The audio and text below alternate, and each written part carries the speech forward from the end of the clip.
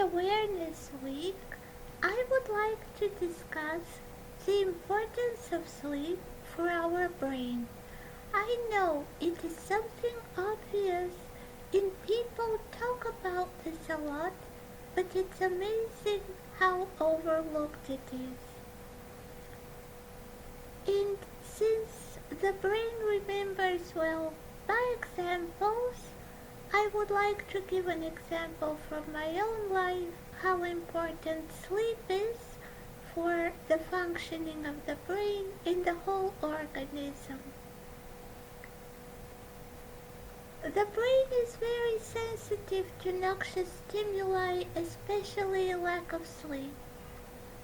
And we know now that when you don't get enough sleep, which is between 6 and 8 hours, the next day you feel tired, you have difficulty concentrating, you're irritable, you might become depressed or have some manic symptoms.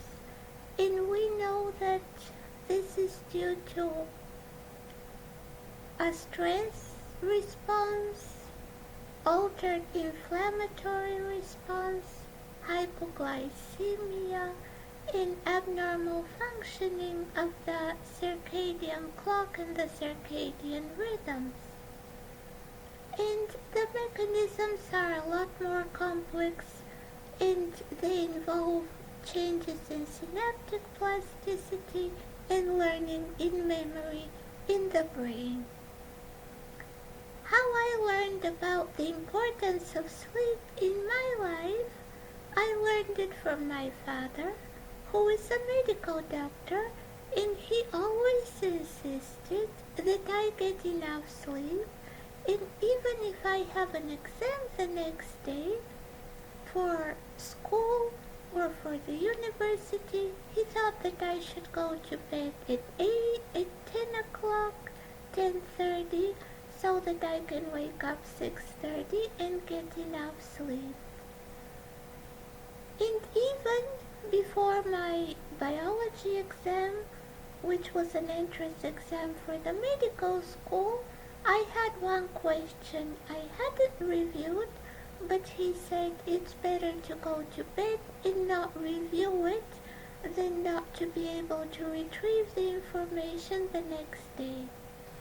And another advice from my father was that if you want to remember something when you're studying, read it about 1 hour to 20 minutes before you go to bed, and then you will remember it better in the morning. And I've tried it. It really works. And now we know that this is because during sleep, the memories are consolidated.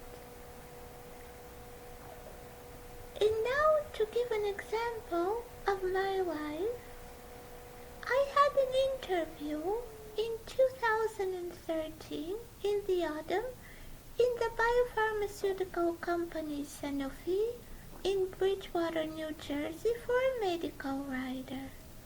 This was a big chance. It was a second interview. I had already had a successful interview with the hiring manager, and they invited me on site to meet the whole team. I received the itinerary. Lloyd, my partner, was going to drive me to the interview. We worked out the logistics, and I was very excited. The day before the interview, I wanted to prepare well, and Sanofi have a very big therapeutic pipeline. I wanted to review everything so that I can discuss better at the many meetings the next day, and stayed up until 1 or maybe 1:30 p.m. I didn't notice the night before that I had stressed myself out. However, when I woke up the next morning, I tried to get up from bed, and then there was something gray in front of my eyes, and then I lost consciousness. I fainted. This must have been from the staying up late and the stress before the interview, and it just so happened that I had to cancel the interview. I tried to reschedule, but pharmaceutical companies are very dynamic. They have many candidates, and my experience shows that once you have to cancel interview for a personal reason, it's quite difficult to get a second interview. So had I gone to sleep at a more reasonable time, I would have had a lot of more energy the next day.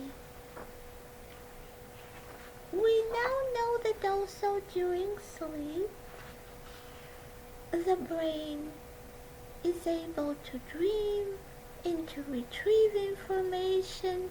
There are many complex mechanisms which science is studying, and future neuroscientists will also try to understand better.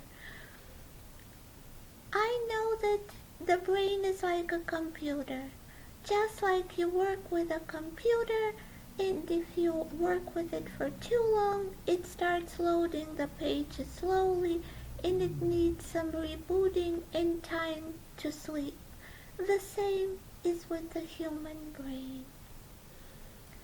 And as a conclusion, I would like to give a quote about the importance of sleep. It is a common experience that a problem difficult at night is resolved in the morning after the committee of sleep has worked on it.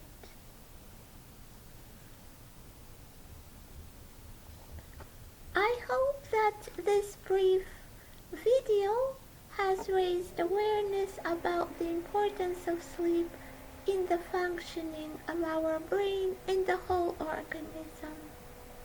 Thank you.